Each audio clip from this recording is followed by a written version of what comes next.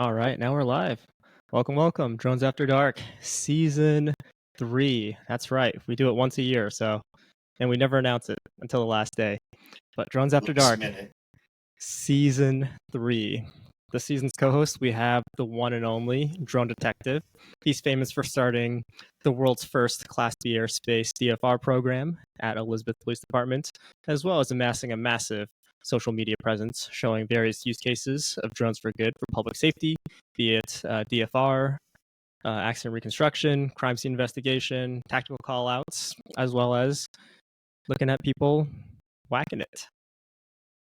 Lewis. You weren't supposed to talk about that one. Lewis. Thanks for the intro, Bobby. Glad How to you be doing? here. Good, man. Can't wait to see what this season has in store for us. Or Yeah. how quick we're going to get booted off this platform. It's going to be wilder than ever. Just Facebook right now. But we'll upload to more platforms later on. Now, we had a YouTube channel, but let's just stick with Facebook for now. Keeps everything nice and centralized. And we'll go from there. So, I can hear you. I could hear you watching the stream. No, Don't I'm worry. not watching the stream, man. I was just checking my phone. Don't Hold worry. on. I got Okay. the I'll be able to read the comments. I'll moderate and read the comments, so I'll be good. I just want to make sure you don't filter anything out. We have to answer every question. Okay, sure. A little update about myself. I know that Drones After Dark, the premise of Drones After Dark is based off of our conference experiences. It's not during the conference where all the drone gossiping, the industry insights come out. Those are all just, pre-recorded sound bites. What really happens is at the parties where people get absolutely thrashed and wasted at cigar bars and stuff and start really gossiping. So we started Drones After Dark about 2 years ago, doing exactly that, where we basically just boozed with guests weekly and then talked about drone gossip. But about 4 months ago, I stopped drinking altogether for health reasons, to get better at rock climbing, as well as some other health reasons. So Drones After Dark is now alcohol optional for all guests. So if you don't drink, you can still come on over and have a good time with Drones After Dark, because we still do it at nighttime and we still gossip really hard. Yeah, well, hence why we're drinking water. And no, we're not sponsored by Poland Spring. But I forgot to get my drink. I support your decision, Bobby. Thank you. And what you forgot to say about a lot of those other podcasts, everything just seems to be very scripted, and that's not what we do here. We have no problem calling people out, right? Well, I guess I'll be doing that. But yeah, it's just what pops in our heads at the moment, and that's what we decide to talk about. Yeah. So how's things going on with you, Lewis, in the drone space? Good. Couldn't be happier. Like you said in the intro, we're primarily focusing on our DFR program.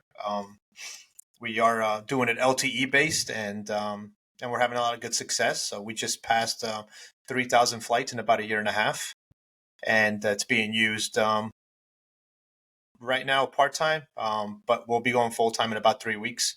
But when I do say part-time, it is 5 days a week, and we're doing anywhere between 20 to 30 flights a day. So it's being used. We're putting the tech to the test, and the results have been, like I said, they've been good. Wow, that's really interesting, Lewis. Do you have any examples or use cases? Any success stories or wins recently? If anybody, the people that follow me on LinkedIn, I generally post a lot of our success stories. One of the videos that I have up there that I could share is I was actually with the pilot that day, and a call came in from an outside agency. They were arresting someone, and it turned out in a foot pursuit. The suspect jumped onto a large rooftop of a supermarket, and there was only 2 or 3 officers at the scene, and they weren't able to cover every angle of the roof. We heard the call come in. We dispatched from, I think the call was about 2.5, almost 3 miles away. We were there in about 3.5 minutes, and as soon as we got there, we immediately located the suspect on the roof. He was making his escape onto one of the other sides that weren't being covered, and we just provided an overwatch, and we gave out the info on the radio, updated all the responding units where his avenue of escape, and within, I think, 2 or 3 minutes, he was caught. We followed him into a garage. He found an open garage. He hid inside, and then they went knocking and got him out. Nice. That must be really beneficial for officer safety as well. Just knowing where the suspect is, you don't have to turn a corner and get a gun to your face or anything like that. Oh yeah, it's the tactical overwatch for the situational awareness is it's crazy how effective it is. We just had one last week where it was a chase. The suspect was on an electric scooter, and somehow we went onto the sidewalk, and there was a tractor trailer parallel to where he was at. He was able to do a U-turn right next to the tractor trailer and come in the opposite direction. All the units that were chasing him thought that he kept going straight, and he had doubled back. So when we gave out that information in real time, one of the responding units was able to stay behind, and he was caught right away. Wow. That's great. Great situational awareness. Great DFR program. In my opinion, best DFR program in the nation. And I know for sure a lot of departments look up to you, and they also ask you a bunch of questions when they're starting up drone programs, if not DFR programs. So Lewis is a key influencer in this industry. I'm really glad to have you as a co-host. No, thank you, Bobby. Glad to be here. And like I always say, if anybody has any questions, I always tell people do your due diligence when starting any type of drone program within public safety. Just don't go, on what you hear from other people. Just take a ride, visit a department that has a program, ask them what they like about their program, what they would change if the equipment is up to their standards. Same thing for DFR. I know there's a lot of, and this is a phrase I'm gonna say a lot in the upcoming podcast. There's a lot of smoke and mirrors in this industry, and a lot of it is around DFR programs. People that self-proclaim themselves as subject matter experts, and they're not even doing any flights with their programs, but these people are, they drink the Kool-Aid, they believe everything that they're saying, and in reality it's not true. So just do your due diligence when it comes to starting a drone program, DFR program, regular patrol drone program. Just ask questions, go to other departments, and see for yourself. Yeah, well said. It's definitely good, listening to your feedback as well. For Skybrows as well as for just moving the industry forward, because Lewis hears all about the industry gossip. He gossips all the time. Huge gossiper. Big gossiper. And that's why we're here, gossiping. That's all we're good for. All right. So speaking of gossip, there's been some good stuff this week, right? Or last week. What's been going on, Lewis? Well, everybody heard that Jon McBride left Autel, right? That was a huge shocker to everybody. Yeah, massive. There's some promotions at DJI, right? Yes, we can talk about that as well. Right. Wonder who's going to be on next week. Ooh, spoiler alert! Are we going to do this podcast in a cigar bar, the two of us? Yeah, maybe. I think we should just start calling people out in the previous episode, and then see who wants to show up for the following week. Just like put your money where your mouth is, and we'll just call everybody out. But no, it was huge, the Jon McBride story. So it just leaves a lot of stuff up to for interpretation, right? Is there internal issues? Is the whole upcoming legislation, the country of origin, does that have anything to do with it, or maybe just Jon has better things going on, and hopefully he tells us about it. Yeah, we don't know. We definitely didn't talk to him about this beforehand. And he hasn't done any sort of public speaking about why he left Autel since he made that LinkedIn post. So you'll hear it here first, folks. He told me to say that. It's going to be like breaking news. Could we get like some graphics on breaking top when news? It comes on? Oh, breaking man. News, right? Ho. Do I have any graphics? No, but I have sound effects. So here it is. Jon McBride, everybody.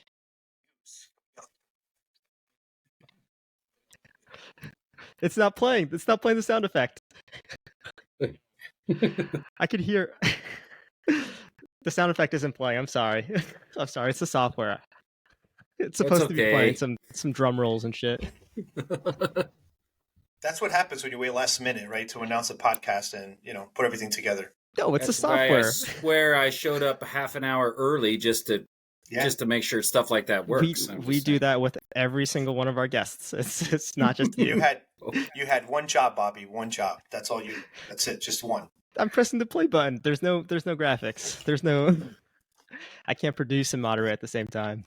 Jon McBride, former global VP of everything at Autel Robotics. He is the big boss at Autel, former big boss at Autel. What's going on with you tonight? And first and foremost, what are you drinking? Well, I've got my coffee, and sometimes I add a little bit to the coffee, but it depends on how late it is at coffee time. But I just wanted to say that Jesus and coffee is always a good thing.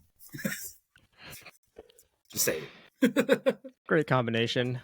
Remember, you have to curse in this podcast. You have to say at least one curse word in this podcast. Dang it. Oh, well, I'll get to that. Maybe after a couple more coffees, we'll see what happens. We'll see. PG podcast. We'll get to the truth.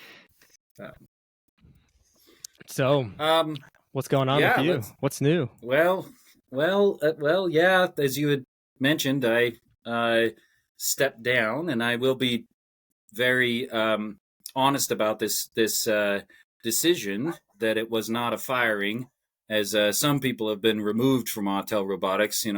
Downsizing reasons. Maybe they weren't quite hitting where they needed to be.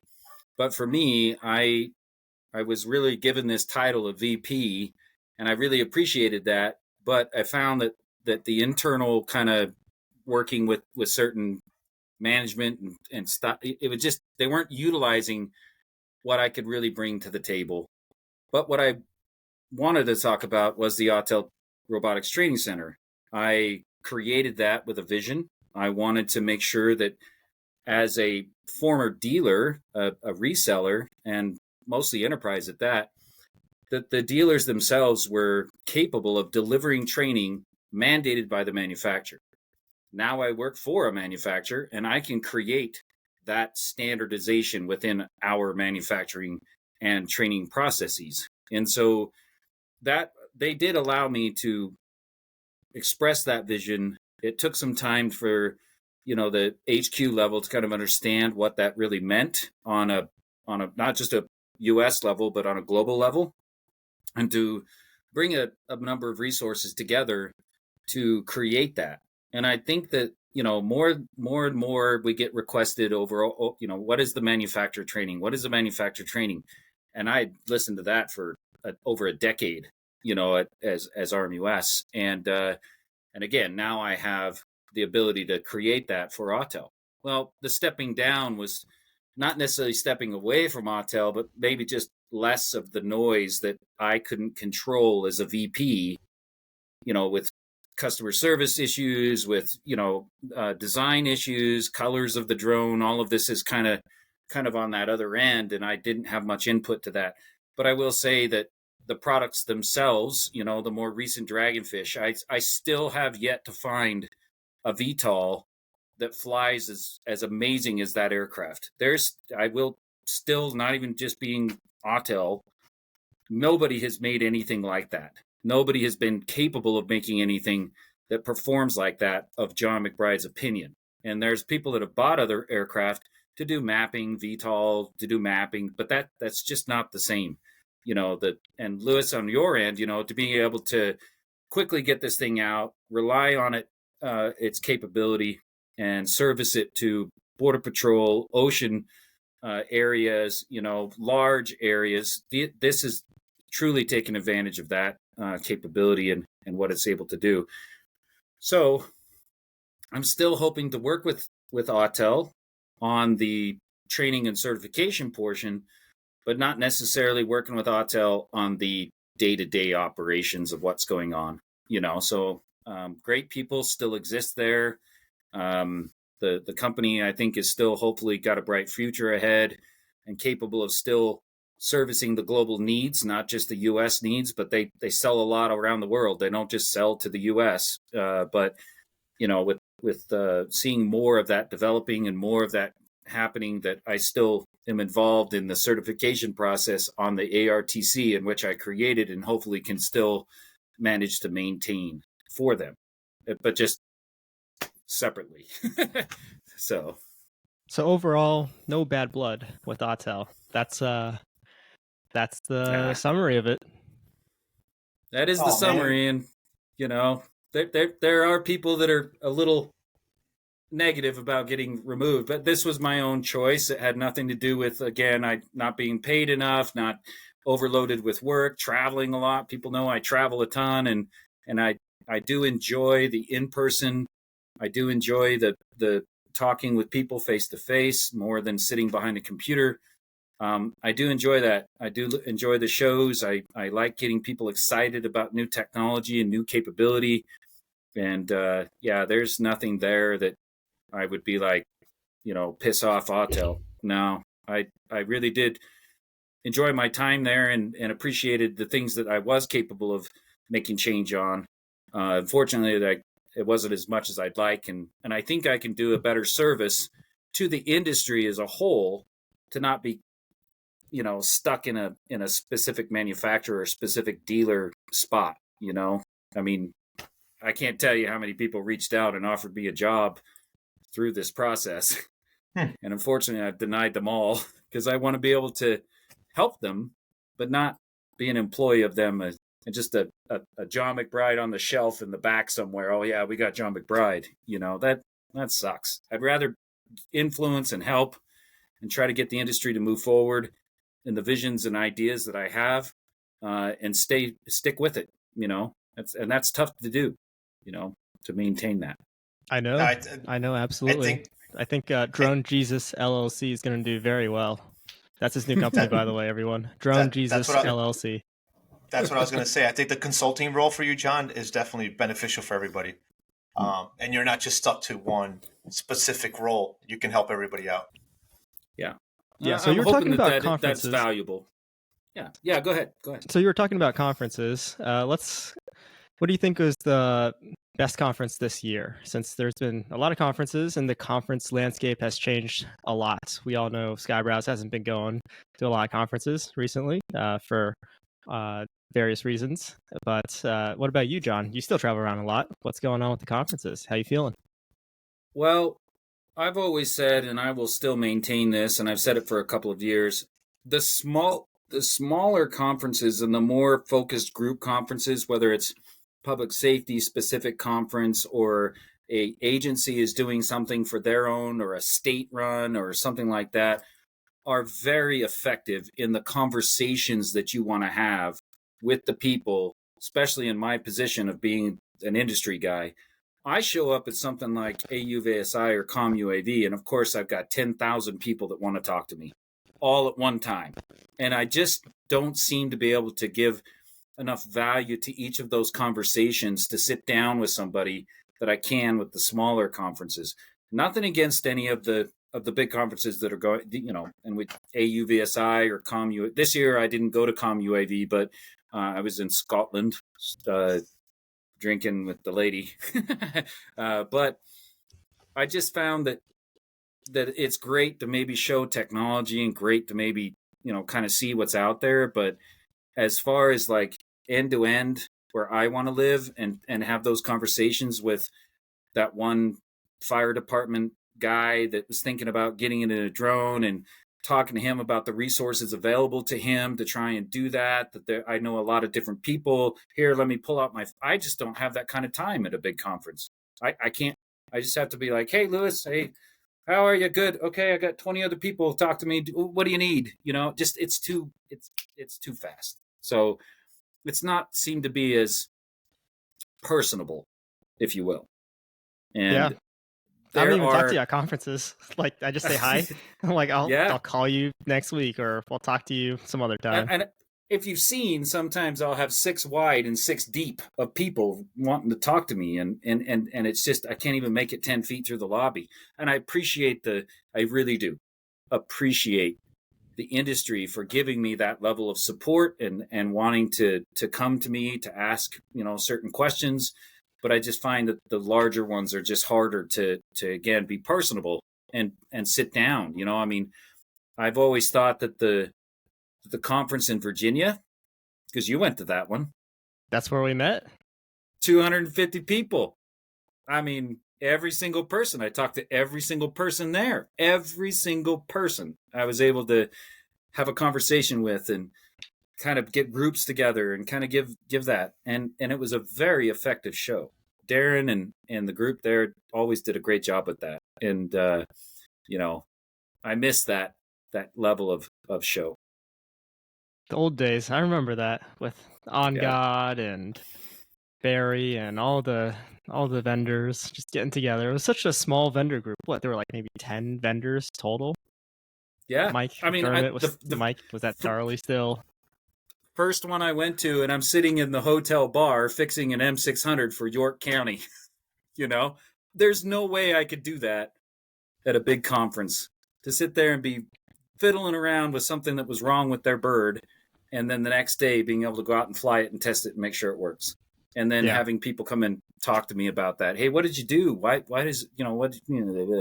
So it just seems a bit more effective on those smaller special invite type conferences. Agreed. Hey, Lewis, what about you? What's your favorite conference this year? Have you been to any conferences with McBride this year as well? I'm sure you have. The only one I've been to this year was the IACP, which was not too long ago, and we had these discussions already, Bobby. I think that was probably the best conference I've been to. Just the interaction between the decision makers and the various drone manufacturers that were there, not manufacturers, but providers. And that's something, listen, ComUAV and all the other ones, they're, I think, in my opinion, they're good for networking between, manufacturers, between software providers. Is good for networking. But as far as decision makers, I don't think enough decision makers attend those conferences. I think the people that attend those conferences have to go back. This will have a few layers of people to go through to get to that final step where they can say, hey, yeah, we'll buy it. We'll get that for the department. So IACP is a completely different animal. The decision makers are in the room, and if they stop by and you get their attention for a few seconds, it could become a potential great lead. But listen, Bobby, we've had discussions in the past when we used to talk about just doing regional like shows, right? Or demos. I think that's the most effective way to generate customers, is doing it like doing regional demos, right? You go into a region, you set up a demo, and you have departments come. The shows are great for hanging out and meeting, networking, but I think that's about it with the majority of them. Yeah. The regional ones, like just like what John was saying about PVCC back in 2019, 2020, around that time period. Ooh, that was a regional one. All the Virginia agencies were around the area. That's where all the actual insights and knowledge come out. I will say that, most of the trade shows are a business themselves. That is the business, is to put on the trade show. People, get money out of that to have the manufacturers, the software, the schools, all of the attendees be there. They have to pay to be there and have a booth to show off their whatever respective, thing is. But, when you had the PVC, event, that got to a point where it was actually funded by the school. It was, we did have a little bit of money coming in, but a lot of the public safety agencies around, from not just Virginia, but surrounding areas. I mean, we had guys coming from we're on the eastern, the show is in the east, and I got guys coming in from Washington and California, Oregon, they're all coming there to this event. And it was almost like, again, a special invite event. Well, that also was paid for by their department because it was a training aspect as well. It wasn't just sales pitchy crap. It was literally come and learn something from the respective guys that have a little bit of drone knowledge and what they're doing with their SOPs. And it wasn't a bunch of keynote speakers. Darren, like I said, I just give thumbs up to Darren on that original concept. And it was a concept that he and I talked about originally. Well, more recently was the Colorado State University show, the drone air show. And also more of a public awareness type show rather than it being specific to any type of agency. But we had kids running around there. I mean, here I'm talking to possible future engineers and future pilots and future, PhD guys that are going to be the ones that are creating the technology here in the U.S. These are the kids. I'm talking to these kids. I ain't talking to as many end users this round at a place that is focused on community outreach and community type, speaking. Is it a moneymaker for the show? No. I mean, he didn't come out, Chris Robertson didn't come out of that show making $10 million because people were buying booth space for $20,000 for 10 by 10. That's not what it was about. And it was great to stick with the spirit of what that show represented. And those that actually did participate and did show up were instrumental on trying to give a little bit more out there than just salesy shit. I said shit, by the way. Nice. You met your quota. You know what, John? Maybe that's something that that's in the future for you. Some of these organizing these smaller shows, right? And format them in a way where we're not, paying $500 for a garbage can or a carpet in the booth, right? It should be more about the end user and getting your hands on the equipment, right? And that's it. Listen, Bobby, that's another beautiful thing about the East Coast, right? You can have a show anywhere on the East Coast, and within a few hours, you can have people from all different states there, right? Yeah. I know you like Texas and all. Speaking of the small shows, Lita hosted a show on the East Coast, Washington, D.C., I believe. Shout out to Lita. Shout out to Doug Parise for mentioning that in the comments. Lita's always been really great for us, to 100%. Us, and great for the industry. Mm-hmm. Another again focused group on a very small. The venues themselves are not really. The venue. I've been to Bend, Oregon. We had a venue. I participated down in Dallas, and the venues don't support 10,000 people. The venue supports a couple hundred people at best, to include the vendors, which again stays in a very focused, conversational, educational type idea. And when you're, back to the drone show, you have a very small amount of time sometimes to drag people out and watch drones fly. The Colorado Drone Show, for 2 straight days, it was just flying drones. There was drones at every booth, flying around in the back of the booths, and people could come up and ask questions about the drones that were operating. And that to me was freaking amazing, amazing. Yeah. They should all be like that. Yeah. And speaking of training, since you were talking about training in the Colorado Drone Show, Lewis is now Professor Lewis. I forgot to mention that in the intro. Don't you teach some courses as well? No, that's still in the works. Hasn't been confirmed yet, Bobby. Oh, let's gossip about that then. Yeah. Do you want to gossip about it? It's an opportunity. It's an opportunity, and hopefully it happens. I think everybody will benefit from it. Everybody in the chat, let's all write him letters of support so that he can get this position. He's going to teach a bunch of young, educated minds on how to fly drones, best practices, how it's benefiting humanity as a whole. Right, and some of these students might be, the future ones that are, writing, the software for the equipment. So we'll see what happens.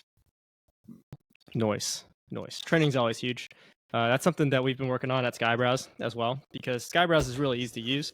But what we've noticed is a lot of end users, agencies, they'll sign up one user, like usually the tech savvy user, to fiddle around with Skybrowse, like you, Lewis. To fiddle around with Skybrowse, learn all the ins and outs of it, and then be the dedicated mapper for the entire agency. But, if that person's out of office, on leave or whatever it might be, then the entire agency goes and reverts to another pilot, or they just don't make 3D models altogether. So it's really inefficient. And that's where a lot of our support problems happen, where someone would give us a call saying, hey, by the way, this drone's not doing an orbit, or something else isn't happening. And just basic stuff that we taught in our tutorials or our onboarding sessions. So training is just as important for flying drones as for making 3D models for everyone. It's not just for one person, because a lot of departments do just separate the drone division to say patrol or accident reconstruction, but they don't try to integrate it into all the units within an agency. And as a result of that, you see a lot of the programs either stall or don't get off the ground or just fizzle out altogether. Lewis, do you have any suggestions for improving a drone program for police departments out there? I think the best advice is make the tech accessible to everybody, right? So there's a lot of departments that start a drone program and they started within their tactical units, right? So it's their SWAT teams. and it's going to sit on the shelf for a while, right? Unless you're an extremely busy, tactical team that gets call outs all the time. But in reality, it's going to sit for a while, and you're not going to have the success stories to back up the program, right? If you make the program accessible to everybody in the department, from patrol to your detective bureaus to your street crimes to every division within the department, everybody's going to benefit from it, right? Now you have this, this tech that you spent all this money on, right? But it's being used. And the only way you're going to get those success stories, right, or you're going to be able to justify the existence of the program, is by going out there and using the equipment, right? Having drones and patrol cars. There, you'd be surprised how many departments have programs and the drone is at headquarters, right? And if something happens, somebody has to come from headquarters with the drone. With us, we have them in. We have a few units on the road at all times that have drones in the back, right? So they have the drones, inverters, charging cases, they have everything. So if something happens, you don't have to wait for anybody. And I like telling this all the time, the story. Like when we first started, it was, it's all self-initiated deployments, right? So if you hear a job come in, you respond to the scene. We don't operate where you have to call the chief or the mayor or the governor to deploy the drone, right? If the drone can be used, the pilots can self-deploy.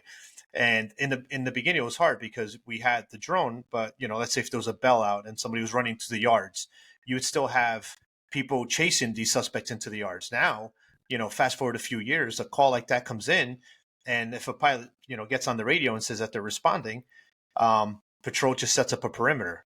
So now they set up a perimeter. Nobody goes into the yards. Nobody's jumping fences.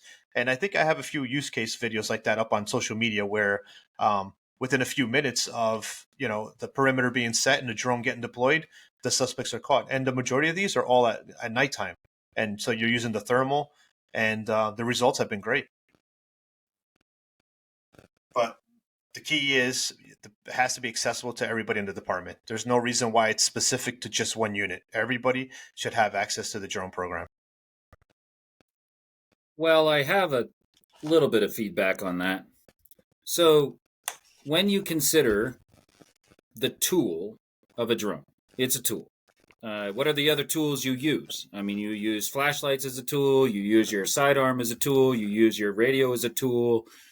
And there is one tool that usually is restricted to the operator itself. And I use this analogy often, Lewis, is the K9 units. So the K9 units is also another tool that is used, and yet it's designated to somebody that has been specially trained to use that tool. Our biggest issue with drones of being so easy to operate and trying to do it cross-platform is that we do have what Bobby just talked about. Somebody that was just watched the video for a second, hasn't touched a drone for 3 months, all of a sudden asked to go out there and fly because the original operator that took all the training is not available. He's on vacation, he's down, whatever it is, not working on the shift. And they take that, they go out, and they're just not efficient. They're not proficient with the operation of said whatever. And in that analogy of the K9, you would never have Bob that was training with Fuzzy just have Bob not available and Bill goes and grabs Fuzzy and just takes him because Bob's not available. You just never have that happen. And so the way we have to kind of approach this is that as a K9 operator, if you want to call it that, a drone operator or a K9 handler, is that these guys have been certified. They know how to talk through communication paths and how to work with the SWAT team and how to do this, and they've been specially trained to do that. We want to reduce the amount of mistakes that happen, because I can tell you the most common crashes that happened at my former company RMUS is from the uneducated, those that didn't have the time, those that Bob just showed Bill real quick how to say stay, just tell the dog stay, and that's as much as you need to know. Whoa. That's certainly not true. And so I've gone to drone training all over the country, and the most common place that we end up kind of happening is at a canine kennel that's got a lot of space. They've got a lot of area. I end up, doing drone training at, they have a classroom.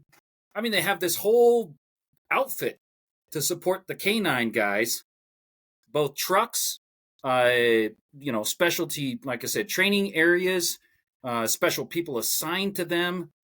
Why can't we parallel very similarly what that is? And I think that's because in most conditions, the drones are easy to operate. They're easy to do. They don't need a lot of hands-on training. And that is the best way to shut down your program, because Bill just didn't have enough training and he's not effective. And the command staff's like, why the hell did we spend all this money? Then it goes in the closet, Right. because that one time that we deployed with it, the guy wasn't prepared to really be effective with it, So how do we overcome that? And that's got to be an acceleration to the overall program management of how we consider each drone to be available in every department, but every single person is trained to use that drone. And we have thresholds in order to make sure that they can do certain jobs that the department has to semi-regulate to some degree, Right. What are your thoughts on that? Training is definitely, training is the biggest issue, right? And like you said, specialized units like that, like K9 or even like a tactical team, they're able to train all the time, but they've also existed for a lot longer than, drone programs in public safety, right? So even from my experience, all this, everything that I always recommend to people, this is stuff that's been years in the making, right? Everything was baby steps. We're talking about, I was the only operator, when I started the program in 2017, and now we have, I think, close to 14 or 15 pilots trained throughout all the divisions. So we're lucky that we're a department where we're busy enough, where everybody's getting enough stick time, right? They're flying a few times per shift, right? So, plus we do the training on top of that. So we have the benefit that we have a lot of deployments. I guess, there's definitely issues in smaller departments where the call outs aren't, they're not getting called out as often. But I think there has to be, like, I agree with you, there has to be some sort of standard, right? There has to be something that's equivalent, like you were saying, to like not only K9, but any type of specialized unit, where this isn't just an easily deployed tool, right? You're flying a drone in the air, right? So it's not like, a lot of stuff can go wrong, especially if you're flying a lot of, other manufacturers where it's not, they're not reliable platforms, right? So no, training definitely needs to happen, and there has to be some sort of standard across the board where, so you can streamline some of these programs, right? So they don't have to go through all those baby steps, like like I did and other departments did. So you can, because like you said, at the end of the day, if it's not being used and it's sitting on a shelf, how are you going to go up to them and say, hey, I want to buy a Dragonfish next year. I want to go buy the M350, or I want the DJI Dock, when they're like, well, how often has the program been used in the last few months? How many flights do we have? And you just don't have the data to justify it. How are you going to get that buy-in? You're probably not. And then the program's going to be non-existent, right? They're just going to scrap it. Well, that is the challenge, and there is no doubt a challenge to the idea that, drones are still they're cool, but they're not cool enough to be, I will not enter that building without my flashlight and my sidearm. End of story. End of story. They're not getting to, they're getting there maybe to some departments, but it's not that at every department. And that's how it needs to be. I will not walk into that building, dark ass building, don't even know what's going on, without this gear. Why are we not, we have a drone. Why are we not sending the drone in first, the robot in, whatever it is, first, before we do anything else? That is the SOP.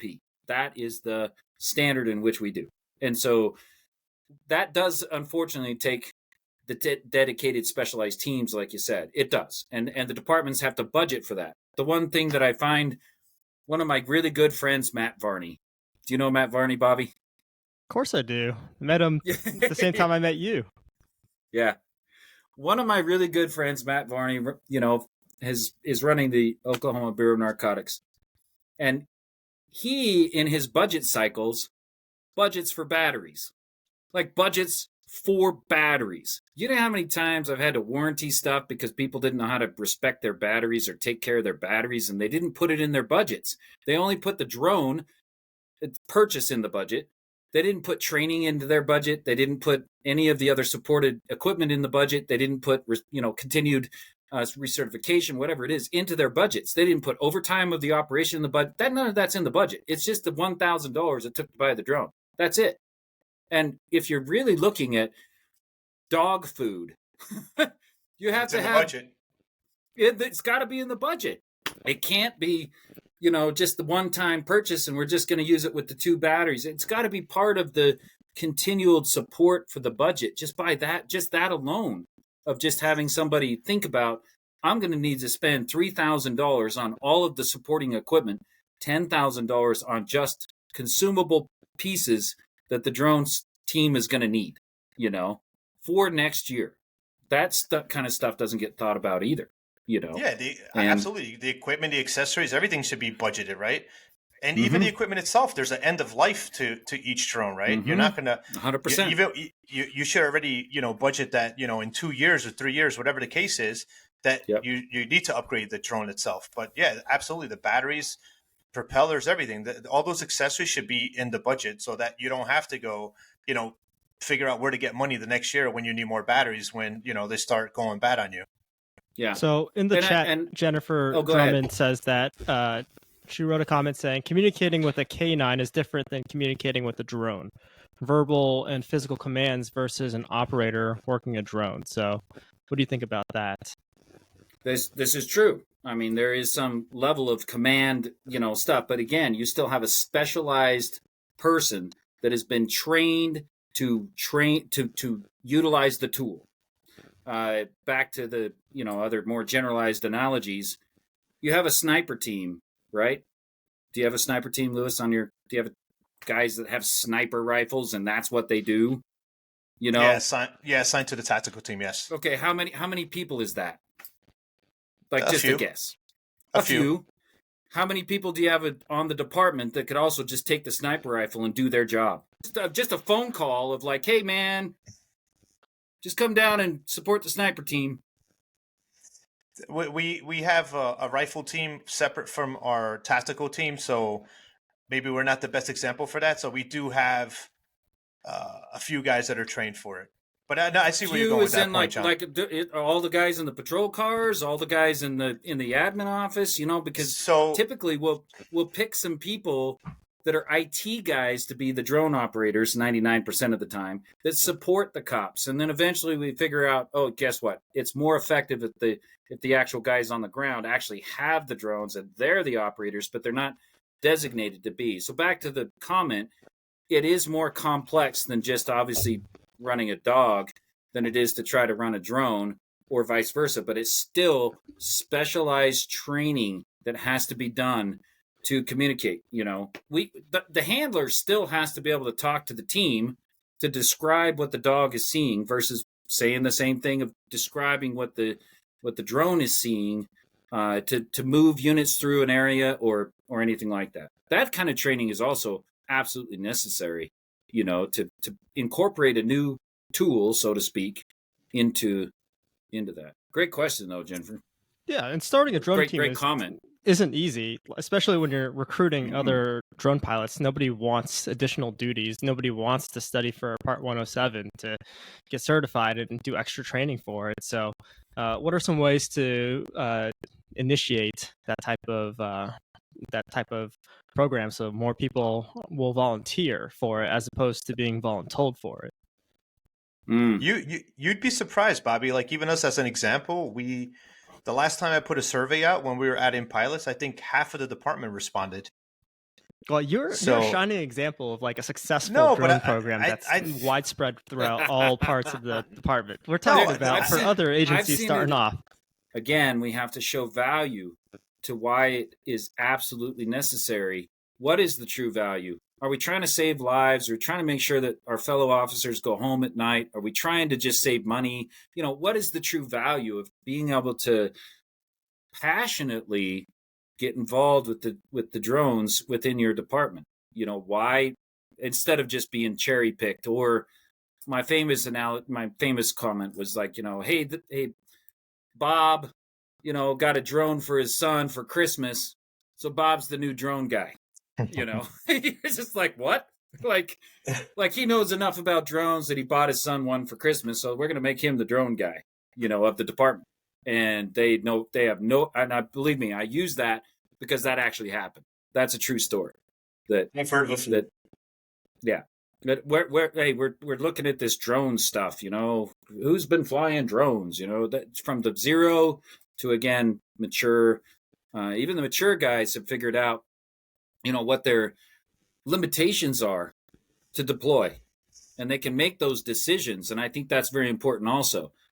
I don't think it'll be that effective in this particular, deployment. I don't think that it would be the best. Those decisions have to be made by a competent pilot that has experience. I'm in a foresty area looking for a guy, and I'm using a thermal camera, and it's not going to be effective. I promise you that. Why waste the time? It's sad that happens. I get calls all the time when someone's like, "Hey, my chief just handed me this, and he wants me to look into starting a drone program, and I don't know anything about it."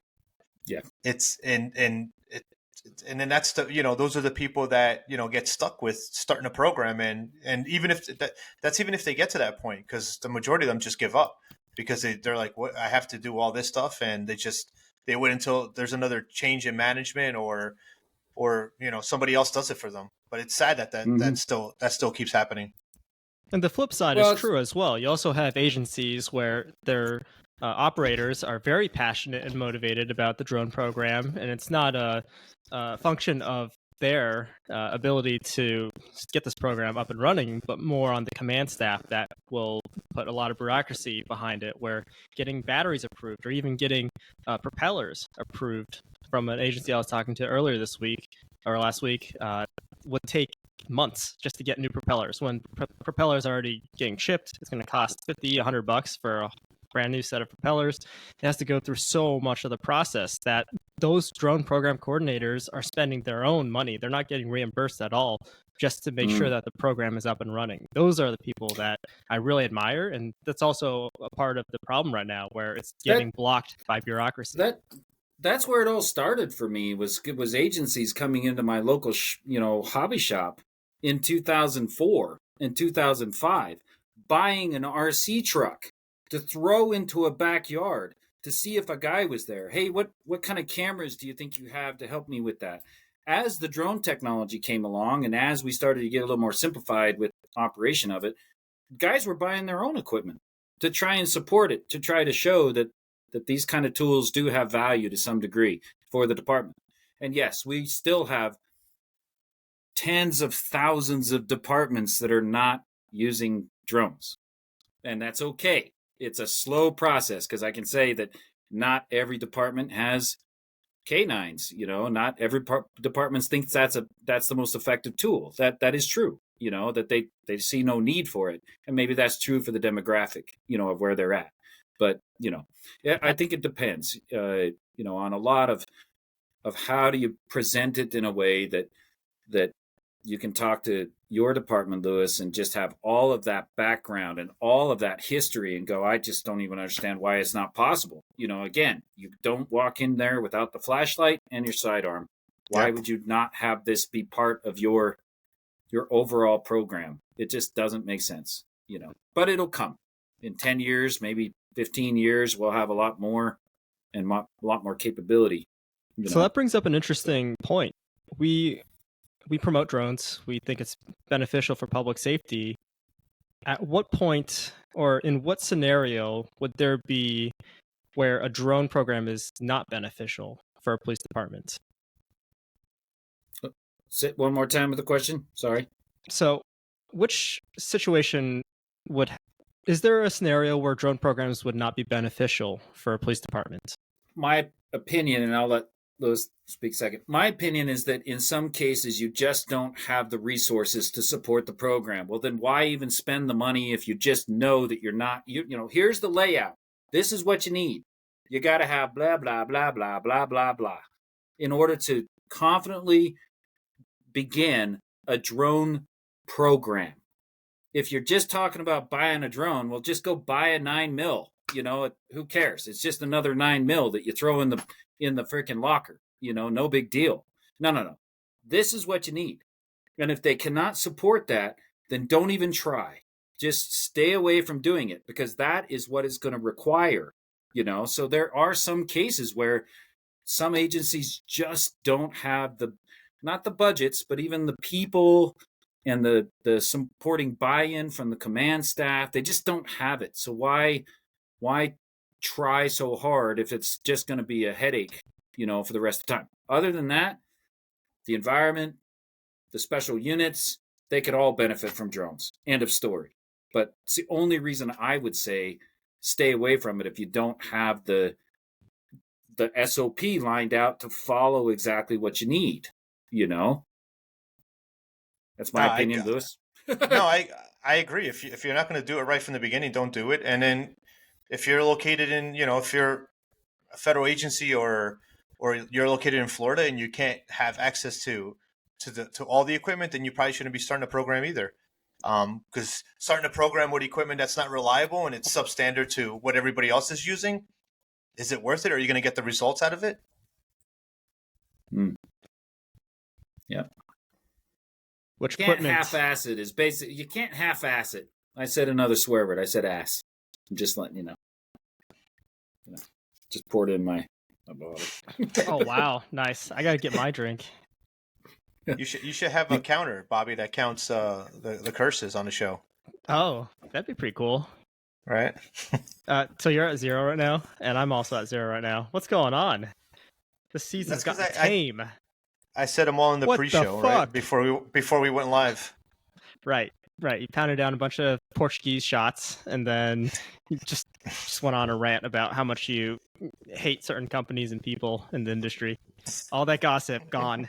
I got it out of the way before, but you know what? Let's talk about equipment, because I've always wanted to ask this question, John. So, and you were talking about entry, right? Going in, and you're not going to go in without a flashlight or the sidearm and all that, right? But let's say you're making a tactical entry, right? And we know there's certain platforms out there that claim that they're indoor tactical drones that can do all crazy things, right? And I've had this discussion with DJI, and I just want to get your take on the Autel side. Why didn't Autel commit to making either like a Enterprise Light or a Enterprise Nano? Well, that is actually a great question. I think the big issue is that the design of any drone, and most, if not all drones, for years, has been to operate outside. You take away that ability, meaning GPS denied, and not being able to see inside, they're not very effective tools when you do that. So back to my analogy of a sharpshooter, you don't bring the big Barrett 50 into the inside of a building when it was designed for outside of the building. That's what it was made for. And so when we decided as public safety users years ago to take drones that were specifically made to be outside operating and not have all of these fancy things on them to then bring them inside, we figured out how to put cages on them. We figured out how to put flashlights on them. We stuck a bunch of crap to them that wasn't supposed to be in the original design. That's not what it was for. But you guys are savvy. You guys are smart. You guys want to try to make it work, with whatever you can do to make it work. Well, then there is a need for that specialty tool in the tool bag, if you so to speak. There is a need for that, and there are some companies that have made things to do specifically that. But since you brought up DJI and Autel, Autel's idea was never to try and make something to specifically do that and try to make it work that way. Here's a perfect example of more recent product lines. The Avata. The Avata was never made to be a public safety tool. Let's be honest about that. But guess what? It should be. It frickin' works great as a public safety tool, right? The Nano... The Autel Nano and it's a small drone, and people just have that perception that they can just take the small drone and fly it inside. Not the most effective tool. And I tried to stay away from people having conversation about, hey man, could you make the Nano, be more tactical, make it be more this. Eventually they may work on that. I can't speak of the development and the pipeline anymore. But Avata was never made to be an indoor flight tactical tool. It just wasn't. They even if they didn't mean to do it, they sure did. And reading Mark's comment, I saw that video yesterday of the Avata. They flew it into the the Israeli soldiers flew into the tunnel, a Hamas tunnel that was under one of the hospitals that got bombed, and they go pretty far in there. And you're talking about like, it's all steel and cinder block, and they made it all the way to the bottom of the tunnel. But it's frustrating from as an end user if they just put some lighting on it, right? And listen, we seen videos, right? And people are doing it, but if it came out of off the shelf already with the lighting and a small thermal sensor on it, how, I don't know. I just think nobody would buy anything else. So you have that, and there are manufacturers that make that. Why are you not buying their shit? Because it's shit. So there you go. The one company or two or three that are actually good at making drones and good at making stuff to kind of service everything all the way across the board, is the ones that are getting punished by the choices of those that don't make shit that they keep marketing and saying it's good, it's great. Look at what we did it for. You get it in the hands of the guys that need to use it every day, and it's not hitting that mark. And if you cannot take that critical feedback and improve your product lines, I can tell you, man, years I worked with DJI, and their shit wasn't hitting the mark all the time either. They focused a lot on what that end user wanted. They keep continuing to do so. And Autel has listened to also end user feedback to focus on what the thing was. We'll talk about Dragonfish real quick. Dragonfish was not ever made to be a mapping bird. Never. It was never made to do that. Yet, how many people vested into the purchase of one and wanted to make it do mapping? And I had to educate people.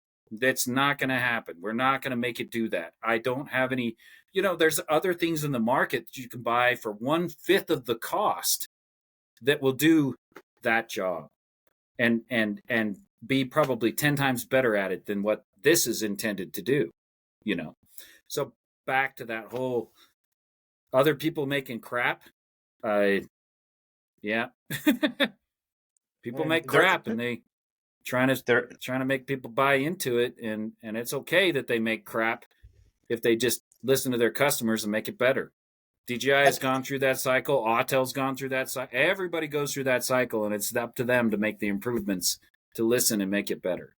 I just don't understand how they're able to pull off all that, the investment, the VCs that keep constantly dumping money into it. Like at some point, don't they ask for results? Like, is the money really coming back? There's some people in this VC world, if you're not really familiar with it, and that's okay. It's just a comment.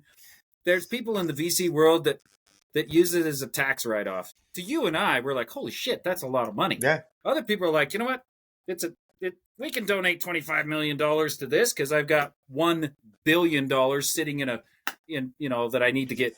I don't need to show profit on. That is where that world lives. And when you talk to enough people that are willing to give you $25 million and doesn't really care if it turns out or not, or those that want something back, it's a money game. People in the other parts of the world don't play that.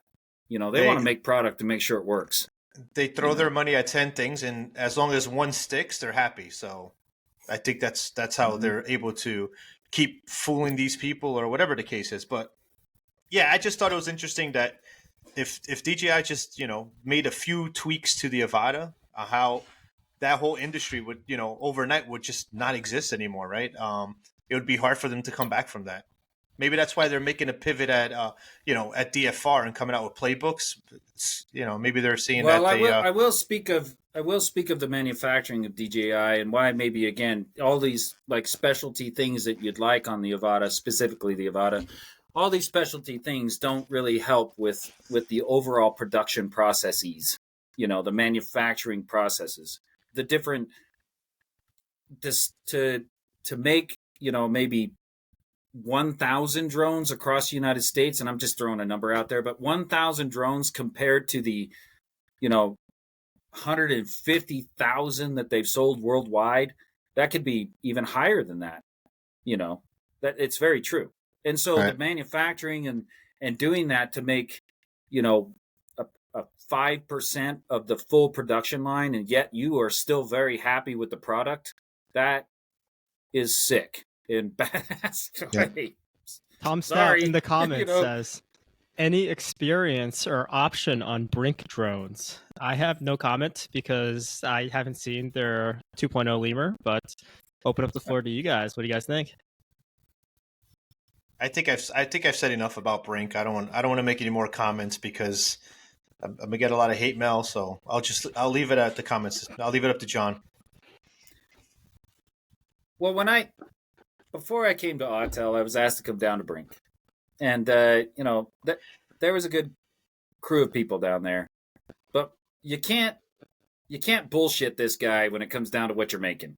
I'm sorry. You know, when I walk into the shop and it looks like a bunch of kids putting, you know, FPV flyers together, that's what it was initially, and I didn't see any true, you know, value. Not beating up Brink at all. I just didn't really see that like this product was going to truly go anywhere. Now, Brett Conda and On God, they kind of, you know, were like, no, you know, drinking the Kool-Aid, so to speak.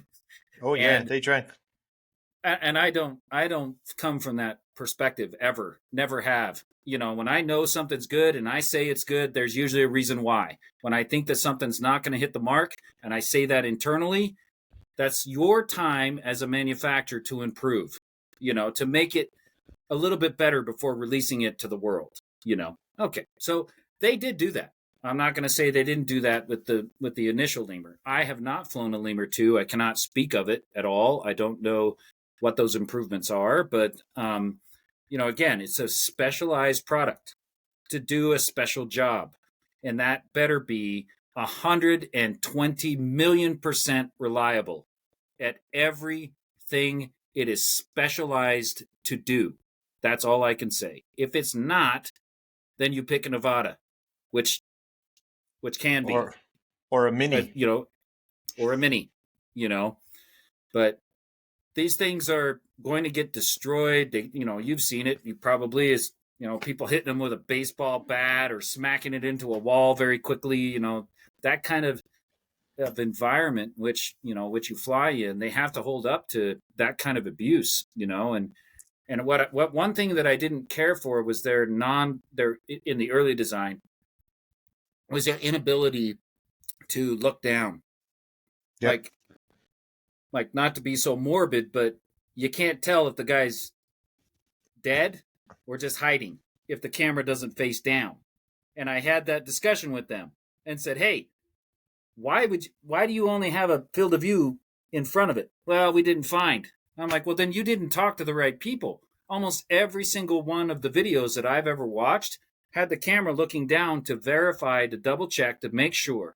Like that has got to be part of the thing. Did they listen? Yeah, they were able to maybe. Well, initially they're telling me, well, they don't want to put a gimbal on there that can get screwed up, and you know, I'm like, well, public safety is likely not going to be interested because the camera can't even point down, or you don't have a view to look straight down, and that's no good, man.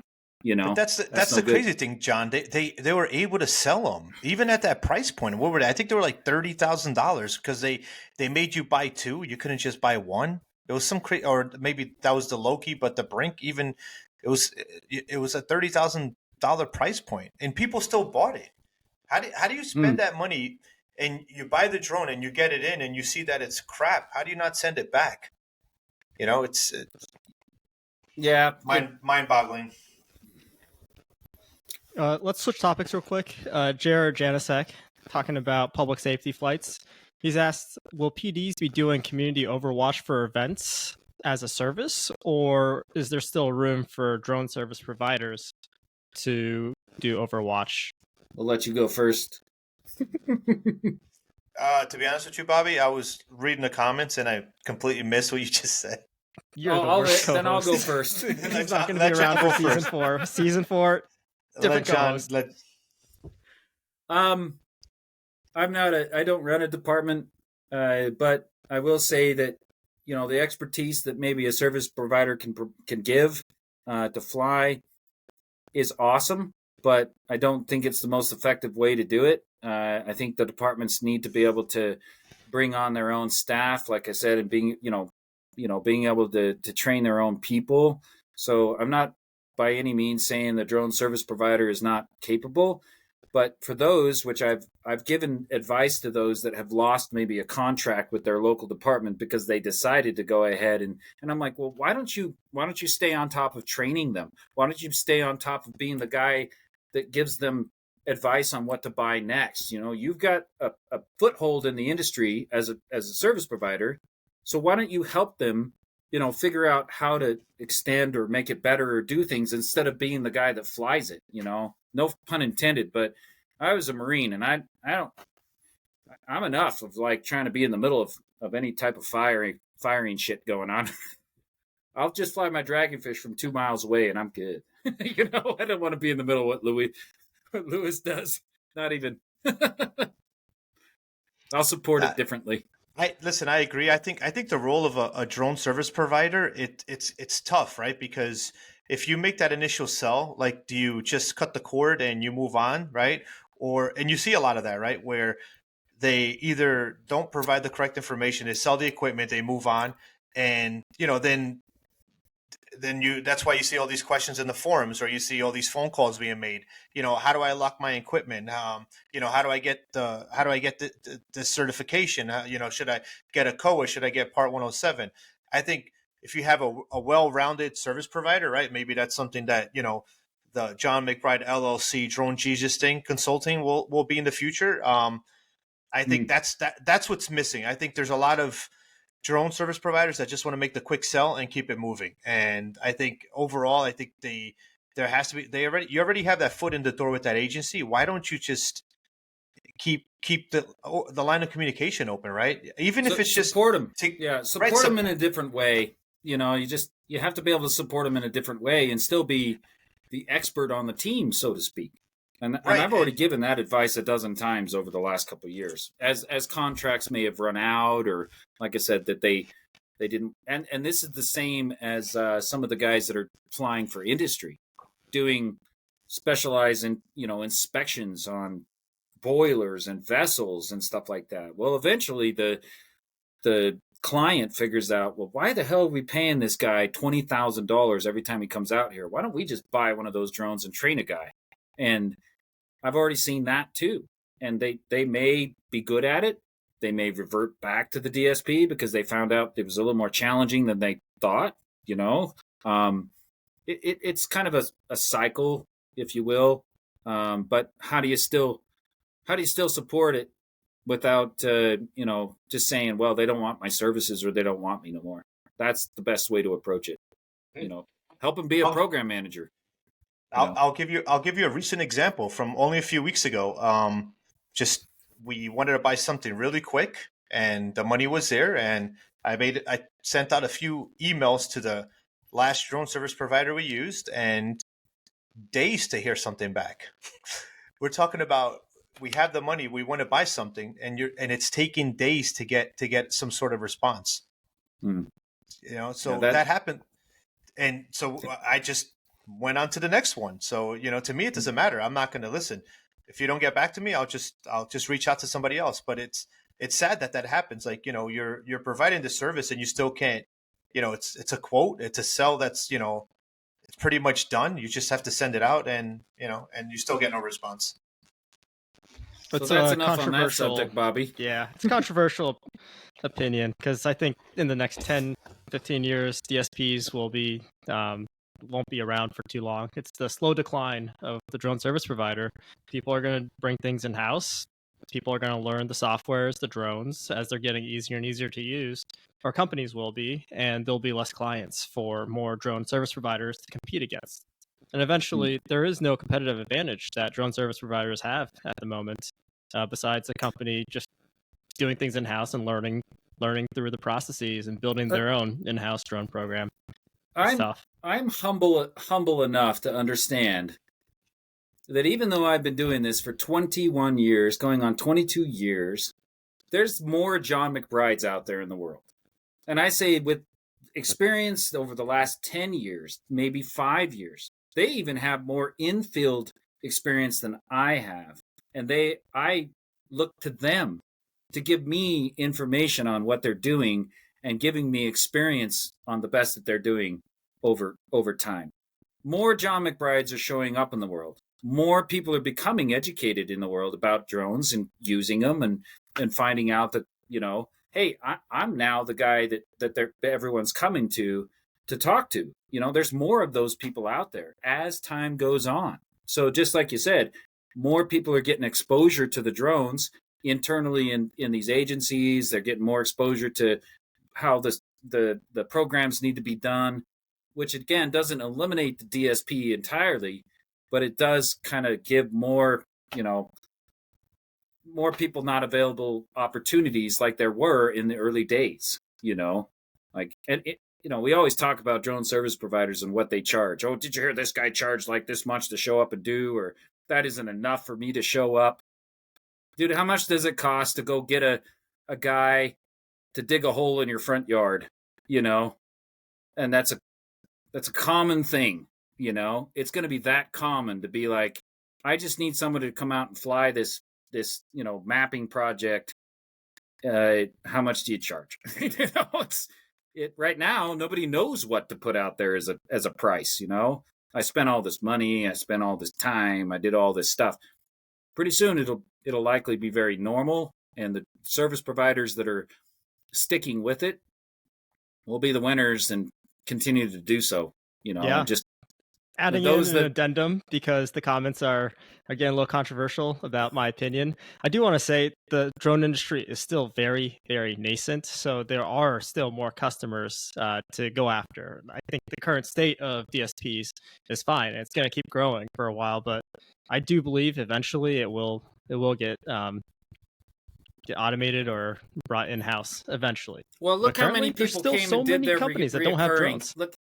No, the initial 107 stuff, you can look at the numbers here. The statistics don't lie. Look how many people really jumped at the 107, the 333, all of that to be, interested in doing drone work. Whether it was department work, whether it was whoever. How many people came back for their reoccurring thing? Sure, a lot less. A whole lot less. Yeah. A whole lot less. And how many new entrants are coming in right now to be able to say, I want to be a drone guy, Look it up. Now you see, it's not doubling and tripling in numbers, because that's, it's not doing that. We went through an attrition point and factor that is kind of stabilized to a number, So you see it all the time. You see those comments. Hey, I just got my new drone and I want to go make some money with it. What should I charge and what should I go do with it? You see that all the time. And then, I'm sure after a few weeks or a few months, they're like, all right, well, I'm done. And that's why they don't come back for the recurrent, right? Because That was hard.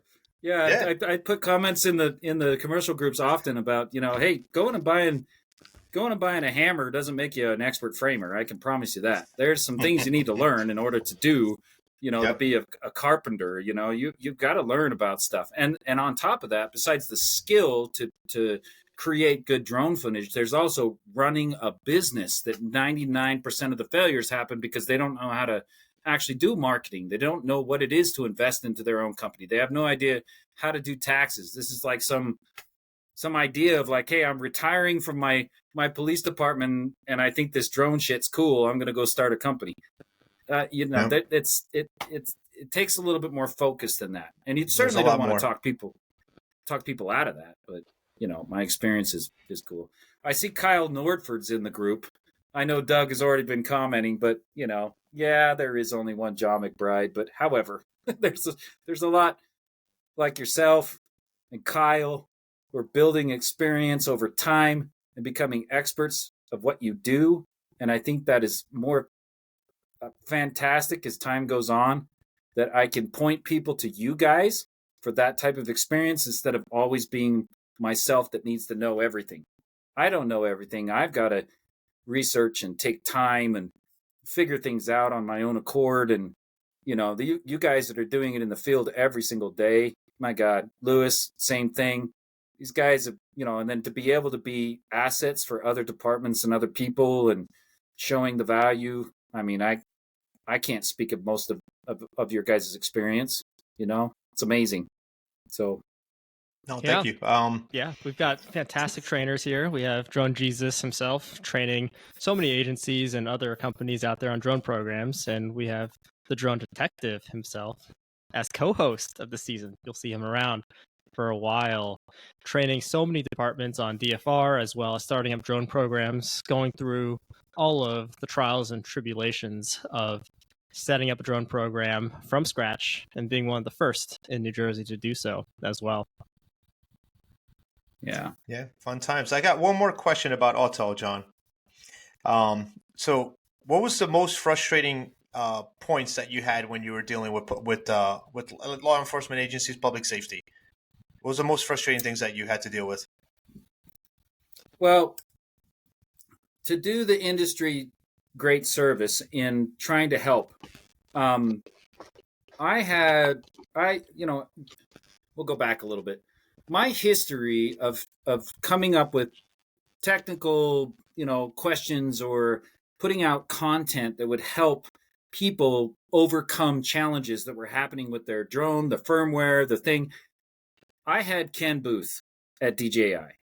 Ken Booth was my in guy when I was at RMUS, and he was helpful in giving me a little bit of this information, and also just as helpful, giving him feedback from my customer base. And I was this middleman of information between engineers and the market, right? This middleman. And I knew just enough to be dangerous, to understand what Ken Booth was talking about and what the engineers were coming up with, and just enough to know what the customer needed, and also cull some of the dumb stuff that they wanted or thought was a good idea.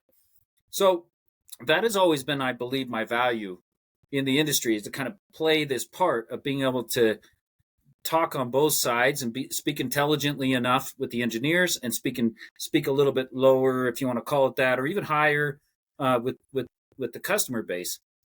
And the biggest challenge I had at Autel is that I didn't have access as well as I thought I'd like to have, to be able to answer some of the more just, hey, my Evo 2 is doing this, John, in a messenger text, or somebody sending me something on LinkedIn. Hey, my drone is doing this. I didn't have the answers for that. And that's tough for me. That's difficult for me. I didn't always know who to talk to on the inside to get said information. Not that Autel didn't give a damn. No, not at all. It's just that we were changing around internally many a time the resources that were available to those people. We're this guy's working here one day and then he's not. Hey, John. And I'm like, hold on, I thought that was the guy in charge of the apps, and this app is crashing all the time on this guy's. Am I not talking to that guy now? No, he's not. He doesn't work here no more.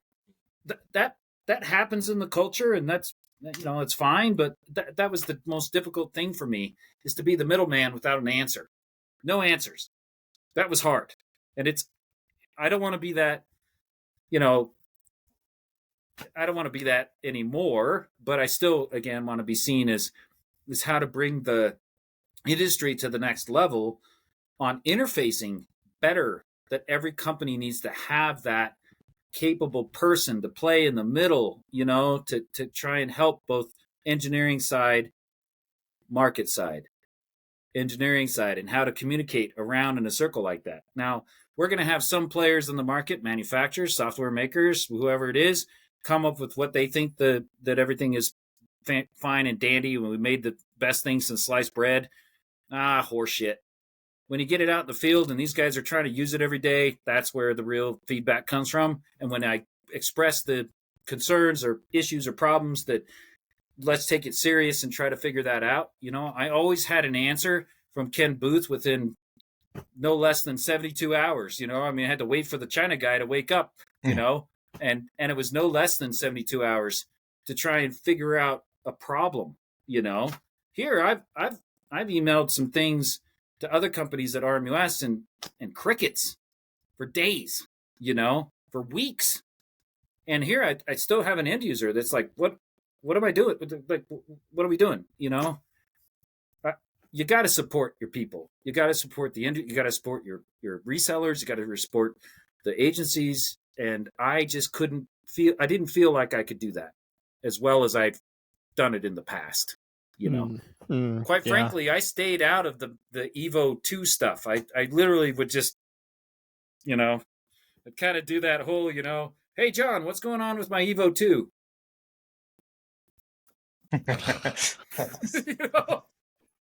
So, the Dragonfish question, I can help you out. I know what to do about Dragon. Evo, what? And what about the Evo Max? You must have been happy when that came out. Challenges. And it was big challenges to overcome, It's a bold mission. It's an inspiring mission. So for our viewers out there, how can they find you? What's going on next? How can you help the industry? Isn't it? I don't know. I thought, Bobby, for a minute I'd be able to take a break and just build Legos and RC airplanes and, work on my house. I've got a, yard to work on. I got no, the industry is not going to let me take a break.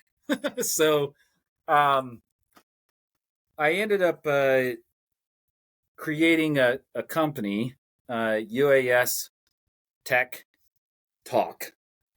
And I think I can play in this hopefully neutral field, this neutral area, to be able to bring both technology maybe on a YouTube kind of thing or whatever on the Tech Talk side.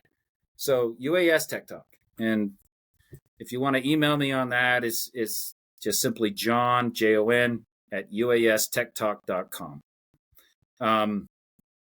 The other part is I'm also trying to work with, like I said, I'm still working with Autel. So I have a management of training, so I want to be able to help that manufacturer continue with their manufacturer certifications, that they are ones that are trying to continue doing that. And I think that's very important to the industry. Very important. I don't think it's not a mandatory thing, but, at the end of the day, it should be. I think it should be, that you have mandatory training ready to go, that you have a manufacturer that has written the guidance, that you, Lewis, would need to teach your department so that it stays standardized. There's no exceptions to the rule. And I hate saying this, but I've trained 127 pilots. I can tell you that number because I track every single pilot that I've certified on the Dragonfish, and I have failed 5. Failed them. Because I didn't believe that they were going to be a good operator and they would be of risk to their department. That's my opinion and a standard in which I wrote. If I don't believe that just sending me Bob is a good idea and he's not paying attention in class, he has no, he's not asking questions, he's just sitting back there, I'm not going to pass you. And that's okay. Not everybody should be a damn drone pilot. And that is true. It's very true. From my experience, there's just too many people that would create higher liability. And when you're talking, deploying, equipment that to make sure that your fellow brethren return home at night, fuck off if you don't get that. Excuse my French. All right, so you heard it here first. Drone Jesus. Pretty salty. You can I get also, salty about that. You can also reach him by texting Drone Jesus to 801. I'll put your phone number in the chat so everyone can give him a call. Text Drone Jesus to 801. Shit. Thanks for coming, John. I'm hoping in the future that we raise the bar, Lewis. I hope we raise the bar. I'm hoping to work with you, Bobby, in the future also, in your training regiments and things. And I'm hoping to make sure that, we as an industry are not using toys anymore, that we're actually trying to make that difference, overall. And I still think that there's a ton of possibilities in this industry. I still believe that there is a lot of people that have not been, given the opportunity to try and bring the drone, stuff to what they can do every day. And we still need to keep working on that as stewards of the industry, as professionals in the industry, as we're now being seen as. So let's keep doing it. Keep up the work, guys. And everybody in the commenting every day, in the chat, again, thank you so much for hanging out with John and the crew here. And being responsive. LinkedIn was great. It gave me great motivation. So enough. I'll get off my soapbox. I appreciate everybody. Thank you very much, Bobby. Thanks for coming on. We love you. Thank Bye. you, Louis. Bye. Later. Bye, guys.